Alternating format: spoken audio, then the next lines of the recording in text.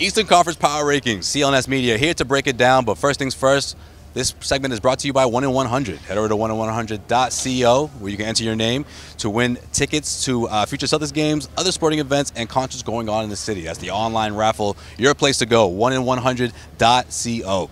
Gentlemen, crazy start, right, to the Eastern Conference. I mean, if we're talking about teams that are like, the Philadelphia 76ers aren't necessarily at the top. You got teams at the bottom like the Washington Wizards, nowhere near the top. And you had teams in the top that are above the Celtics and, of course, competing with the Celtics in terms of like the Bucks, which one is going to top out later down the road. But first thing first, Max, I want to bring you in because you've got a chance to see other games outside of TD Garden. So I'd love to hear your perspective here. In terms of like the Eastern Conference, the top tiers, where do you put these teams right now? And if we're talking power rankings, just top solely 4. The Eastern Conference right now.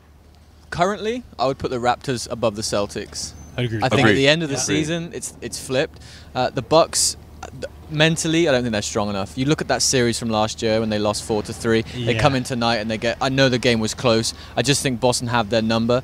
What's really surprised me is the Wizards. First of all, sad. If you go back to last year and look at how John Wall and Marcin Gortat dealt with each other, then you add Dwight Howard into the mix coming up tomorrow for his debut. Yeah, but he's the guy that was going to change everything there. What do you mean? He's going to change the culture. Wizards are off to a horrible start with one win. He's going to get his career back going. Don't fret. Dwight Howard's coming back. That's just what that locker room needs. It's perfect. It's perfect. That's a really disappointing situation. It's a recipe for disaster. It's a recipe for disaster. There's a lot of people talking about now potentially just getting rid of Otto Porter to start maybe a potential blow up. Just gotta change something. You've got Otto Porter out there attempting 2 and 3 threes in an entire game. And, he's stagnant in the offense, and that can't happen. A guy with a max deal out there, that just can't happen. So that's a really messy situation. I say Philly as well, who I saw last week. I thought slow start, they're going to pick it up. But really, when you think about it, the two players you worry about, you're scared of, you're an opponent, JJ Redick and Joel Embiid. Right now, Redick's not starting. He's in and out of the lineup. Right. When does this Fultz experiment become so much of a brain mess for the Brett Brown that he starts playing Redick more? Those two players are the only two I look at. They've really regressed, I think. Yeah. Completely. And, I mean, obviously they all, Simmons and Embiid, they gained another year of experience, and Markelle Fultz is really playing his rookie year right now. But they got to pull the plug on that at some point. I mean, Simmons is going to get the job done. He's great in transition. He's good on defense. Embiid will get his, like he scored 40-something points tonight. But against teams that have pretty multi-dimensional defenses like the Celtics, he's going to struggle. So you need someone like J.J. Redick to rely on and pass that. But they don't really have anyone. And I hate to say it, but we haven't mentioned Embiid's injury history for a while now. Is his durability going to last out there? That concerns me too. Because he's not doing the whole back-to-back thing that he was doing last season. Right. How's that going to play out throughout 82 games of the regular season? That's an interesting thing to keep a close eye on. But just real quick, I want to talk about the Bucks. Obviously, I agree with you. I think the Bucks are right beneath the Celtics, but I don't think the gap is as far or as steep as we thought it was before what we saw. These two teams go at it. I'm glad we got to see Giannis in the mix. Of course, a healthy Giannis out of concussion protocol. But let's face it. I mean, the Bucks nearly pushed this thing to overtime, and who knows what would have happened if Giannis Antetokounmpo got things going in overtime. Chris Middleton, he averaged 20 points heading into this one, shooting over 50%.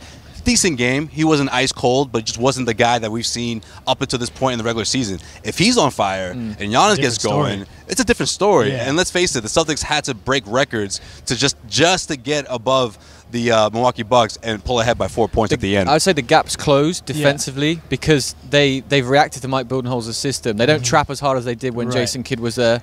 God, Jason Kidd was a mess there. But yeah, I agree. And again, you meet this team a month down the road, their perimeter defense is even better. They struggled a little bit with that tonight with guys like John Henson in the lineup who fall back a little bit on switches. But that's going to improve as time goes on. Again, this is a new coach, a new system. This team is still adapting, and they're really talented. They have the best player in the Eastern Conference, in my opinion.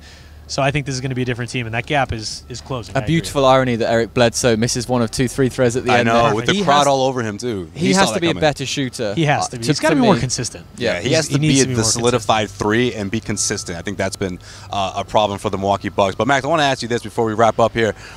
What does this say about the Eastern Conference? I mean, we have all these teams that we just mentioned, the strength of them, their record, it speaks volumes for just how good these teams are. What does that say about them, those teams in particular, in terms of the entire league? And let's face it, we always talk about how out west, that's where all the tough teams are. It's all about the West. Is it safe to say that at least 4 of those teams, all right, how should I say this? 4 out of 6 of the best teams are in the Eastern Conference. I mean, that's if someone said that a month ago, you would have looked at them like they're crazy. Am I crazy in saying that? You're not, especially because LeBron James leaves the East and somehow it actually gets better. Right. Exactly. And it's brought out the talent there. Even the playing field, if you will. If you look at the West, Golden State are above and beyond everyone, right? Yeah. And then you look down. We're not sure about Denver yet. They are playing well. I like you go down the Denver a list: lot. Portland, San Antonio, Memphis, Yeah. Sacramento. There's All a lot these of question teams. Utah. And then Oklahoma and Houston are two very intriguing teams. Yeah. I asked Tom Haberstroh was in the house tonight, and he said he's more worried about the Thunder than the Rockets. But I would flip it. I would say that Houston are expected to win. Right. And they got so close last year. So yeah, as you say, the East looks better at the moment, and it's strange. There's a lot of big question marks in the Western Conference. Like you said, those two teams, OKC and Houston, obviously both playoff teams going into the season. Houston with much higher expectations than OKC. So I would say Houston probably has a little bit more pressure Yeah, on absolutely. them, but the concerns are there for both. I mean, there's no shooters around Paul George and Russell Westbrook, and Houston just has loads of problems on defense. It's amazing what Carmelo Anthony does to defenses. It's really incredible. He's the enigma. I think Yeah. the air has come out, really. LeBron moved to LA, the glitz and the glamour.